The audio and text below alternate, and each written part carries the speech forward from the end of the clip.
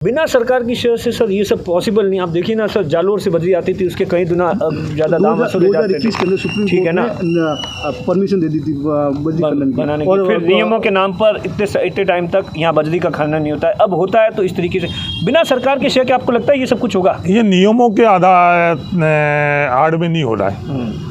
ये आप चीज़ को गहराई से समझो।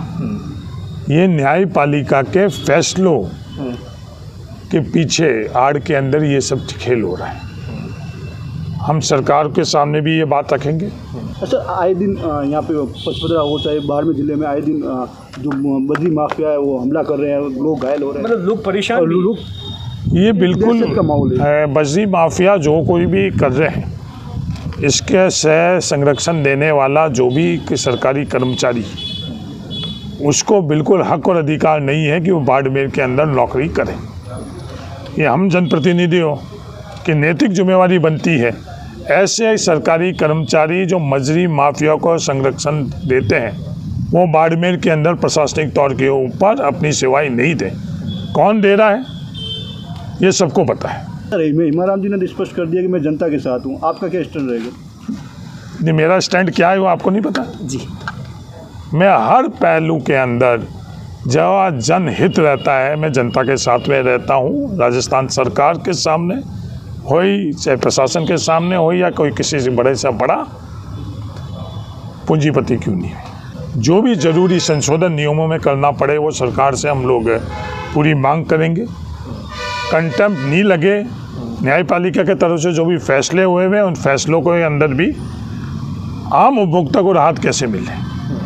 आज कोर्ट की तरफ से ये फैसला हुआ है कि ट्रैक्टर का परिवहन नहीं होना चाहिए। इसके लिए किसकी जिम्मेवारी बनती है? इसके लिए केंद्र सरकार की, ट्रांसपोर्ट मिनिस्ट्री की जिम्मेवारी बनती है। कल हेमाराम चौधरी ने और बाकी तमाम तरीके के लोग सीधे आरोप लगा रहे हैं कि 15 गुना ज़्यादा दाम वसूला जा रहा है, सब सरकार देख रही है। और क्या कुछ कहेंगे सर? आपको क्या लगता है, आपको नहीं लगता कि जनता को खुले तौर पर लूटा जा रहा है? बजरी के दरें निर्धारित हुई है, वो बिल्कुल भी तर्कसंगत नहीं है। बिल्कुल गलत दर अगर ये 550 रुपये प्रति टन बजरी आम उपभोक्ता से ले रहे हैं तो ये गलत है। हम लोग पूरे लगातार 2 दिन से हम लोग आंतरिक तौर के ऊपर चर्चा भी कर रहे हैं। जो भी निर्णय लेने के लिए अधिकृत लोग हैं उनसे भी हम लोगों ने चर्चा करी है और ये व्यावहारिक तौर के ऊपर दरें निर्धारित हुई, इसलिए हम लोग पूरा प्रयास करेंगे। और बहानेबाजी हो रही है एसेंशियल कमोडिटी में लेने का संदर्भ में पिछले 2015 के अंदर सरकार ने जो फैसला किया और उसके खिलाफ कोर्ट में जाकर जो आदेश मिला है ठेकेदारों को, ये बहाना नहीं हो सकता है कि हम लोग पूरे के पूरे बजरी के संदर्भ में कोर्ट के आदेश की आड़ के अंदर लोगों को लूटने का किसी को भी अधिकार नहीं दे सकते हैं, क्योंकि ये आज बहाना है। आज कोर्ट के फैसले हैं, आज उनके अधिकार हैं। ये सब बहानेबाजी चल रही है। आज ये बहानेबाजी क्या चल रही है वो मैं कुछ 2-3 आधार में बताना चाहता हूँ। ये सिर्फ बहाना है। पहला आधार ये कि 2015 के अंदर एसेंशियल कमोडिटी के अंदर बजरी को लिया गया दरें निर्धारित करने के लिए। 4 वर्ष तक राजस्थान के अंदर लीज इन लोगों को दी गई, ठेकेदारों को। वो ठेकेदार कोर्ट के अंदर गई। उस दरमियान छोटे ठेकेदारों को लीजें दी गई। छोटे ठेकेदारों के संदर्भ में भी कोर्ट से फैसले हुआ और जो बची हुई अवधि 13 महीने, उसके लिए इन ठेकेदारों को अधिकृत किया गया माइनिंग के लिए। उसके समानांतर अवैध खनन नहीं हुई, उसके लिए भी कोर्ट की तरफ से फैसला हुआ। अवैध खनन नहीं हुआ, उसके लिए संरक्षण के लिए भी कोर्ट की तरफ से फैसला हुआ। कोर्ट के फैसले की आड़ में लोगों को लूटने नहीं देना चाहिए, ये बाड़मेर के हर जनप्रतिनिधि की भावना है और सार्वजनिक तौर के ऊपर हम सब लोगों का यही कहना है। सर क्या लगता है कहीं ना कहीं जो खनन मंत्री प्रमोद जैन भाया है वो लगातार इस पूरे मामले को लेकर कुछ भी साफ नहीं कर रहे, तो उनकी भूमिका को लेकर भी तमाम आरोप लगते आए हैं।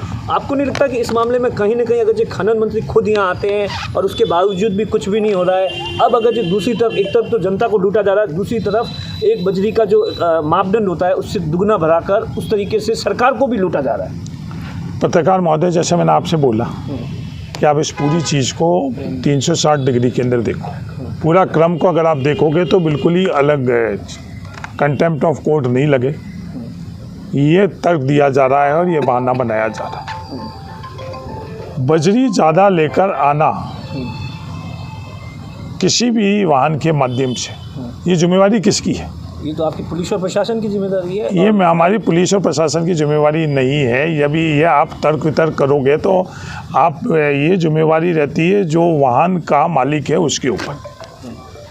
जो निर्धारित वजन है, निर्धारित वजन से ज़्यादा अगर कोई भी बजरी का परिवहन करता है तो उसके अंदर विभाग की जिम्मेवारी नहीं है, उसके अंदर बजरी के लीज धारक की जिम्मेवारी नहीं है।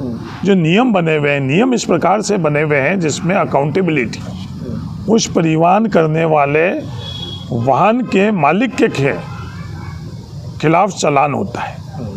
अगर उसका 18 टन का परिवहन करने का उसके पास परमिट है, अगर वो 19 टन कर लेगा, 18 टन से कुछ ज़्यादा वजन का कर लेगा, तो पूरी की पूरी जो अतिरिक्त वजन नहीं है, 19 टन करेगा तो 1 टन का नहीं, पूरी की पूरी बजरी उसको अवैध मानी जाती है और उसके ऊपर हैवी पेनल्टी की क्लॉजेस है। कौन लगाता है? खनन ये नहीं नियम है, ये नियम है। या मेरे से ज़्यादा आपको पता है? खनन विभाग ही तो लगाता है। नहीं, हरी जी इसमें सिर्फ खनन विभाग नहीं करता है, इसको कंपाउंड करने का नियम बना हुआ है।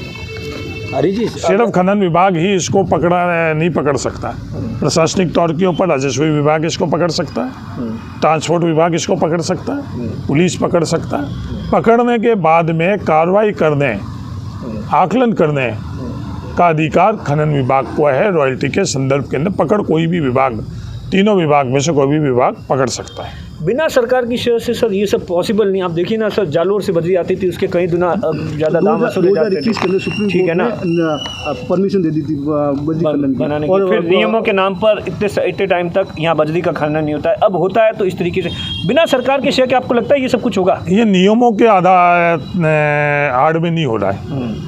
ये आप चीज़ को गहराई से समझो। ये न्यायपालिका के फैसलों के पीछे आड़ के अंदर ये सब खेल हो रहा है। हम सरकार के सामने भी ये बात रखेंगे, जो भी ज़रूरी संशोधन नियमों में करना पड़े वो सरकार से हम लोग पूरी मांग करेंगे। कंटेम्प्ट नहीं लगे, न्यायपालिका के तरफ से जो भी फैसले हुए हैं उन फैसलों के अंदर भी आम उपभोक्ता को राहत कैसे मिले। आज कोर्ट की तरफ से ये फैसला हुआ है कि ट्रैक्टर का परिवहन नहीं होना चाहिए। इसके लिए किसकी जिम्मेवारी बनती है? इसके लिए केंद्र सरकार की, ट्रांसपोर्ट मिनिस्ट्री की जिम्मेवारी बनती है कि आज जब हम लोग स्थानीय तौर के ऊपर ट्रैक्टर के ट्रॉली के माध्यम से ही परिवहन का हम लोग उपयोग में लेते हैं, उसके लिए कोई भी जब सुप्रीम कोर्ट के अंदर ये फैसला हुआ तो वो सरकारें नहीं गई। सरकारें क्यों नहीं गई? उनके पीछे क्या मंशा थी? उनके पीछे यही मंशा थी कि ये बड़े परिवहन करने का जो माध्यम है ट्रक है, उस मार्केट की मदद करने के लिए। और जो उसका दूसरा पहलू ये भी है कि इसके बजरी खनन के जोड़कर भी हम दूसरा पहलू देख सकते हैं। अच्छा, आए दिन यहाँ पे पचपदरा हो चाहे बाड़मेर जिले में आए दिन जो बजरी माफिया है वो हमला कर रहे हैं, लोग घायल हो रहे हैं, मतलब लोग परेशान और भी। लोग ये बिल्कुल दहशत का माहौल है। बजरी माफिया जो कोई भी कर रहे हैं, इसके से संरक्षण देने वाला जो भी सरकारी कर्मचारी, उसको बिल्कुल हक और अधिकार नहीं है कि वो बाड़मेर के अंदर नौकरी करें। ये हम जनप्रतिनिधियों की नैतिक जिम्मेवारी बनती है ऐसे सरकारी कर्मचारी जो बजरी माफिया को संरक्षण देते हैं वो बाड़मेर के अंदर प्रशासनिक तौर के ऊपर अपनी सेवाएं नहीं दें। कौन दे रहा है ये सबको पता है।